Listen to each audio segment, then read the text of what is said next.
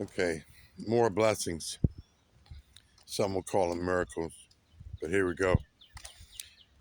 1988. I'm in Brooklyn, New York with David Braxton and Mark Braxton. We take the train to Manhattan to watch Batman, Michael Keaton, Jack Nicholson. Mark meets a young lady and goes to the Bronx. Me and David go back to Brooklyn. As we're turning off of Picken Avenue onto Barbie Street, they live between Dumont and Sutter. People who know that area know exactly what I'm talking about.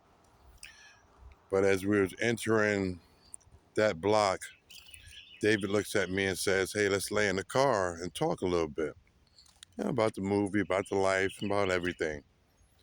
But we end up falling asleep. This is the first time God used my father's voice. And while I was asleep, he came to me and said, "T, get up now. T, get up." So I jumped up, looked around, and remembering the first blessings, I said, "What? That's impossible. My father's dead." So I lay my head back down, going back to sleep, when he came again and said, "No, get up now. T, get up." So I jumped up again, and then I thought, okay, what do you want me to do, God? What do you want me to do? As I was going down for the third time, God stopped me. He knew I was going back to sleep. And before I could put my head down, a third time came. "No, T, get up now." So I jumped up, looked around. I shook David. "Hey, get up, get up. You say something?" "No, man, I didn't say nothing. I'm asleep, man." Within a couple of seconds, I told him, I said, "Come on, man. Let's go in the house. Let's go in the house." People who know Barbie Street between Dumont and Sutter only takes about a minute or two to go into the building. As I laid my head down on the pillow, 2 minutes or so, all I hear is gunfire.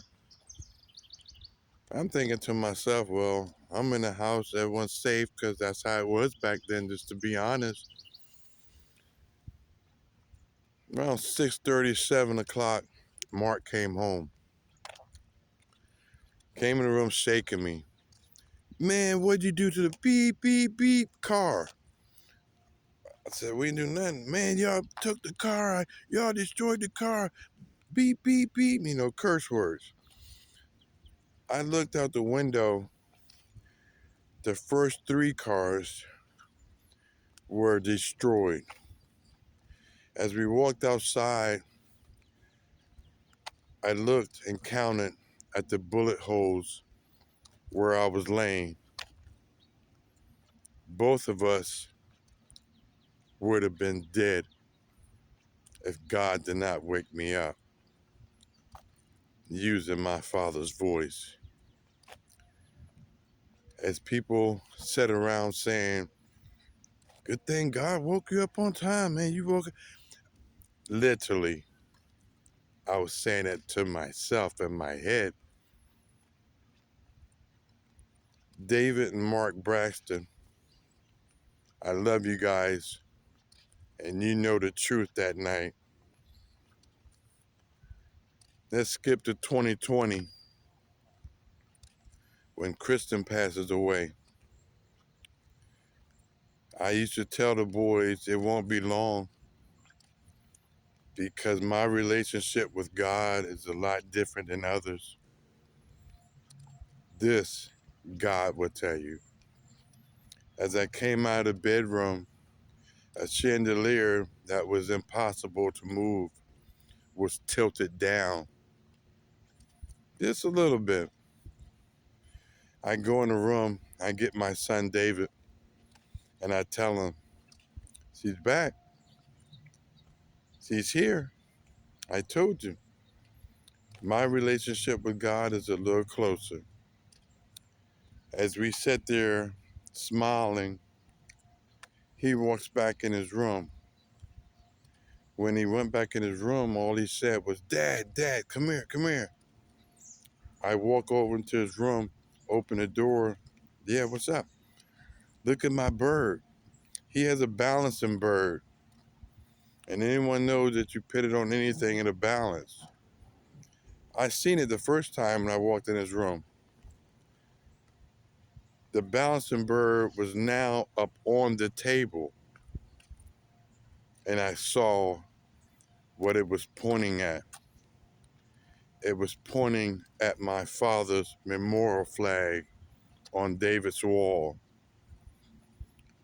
And I told David then, I made a mistake. It was your grandfather telling us that she went down. These are some of the blessings that I challenge or dare anyone to ask Mark, David Braxton, my son David Harris, or anyone who knows. I am here. I am the one.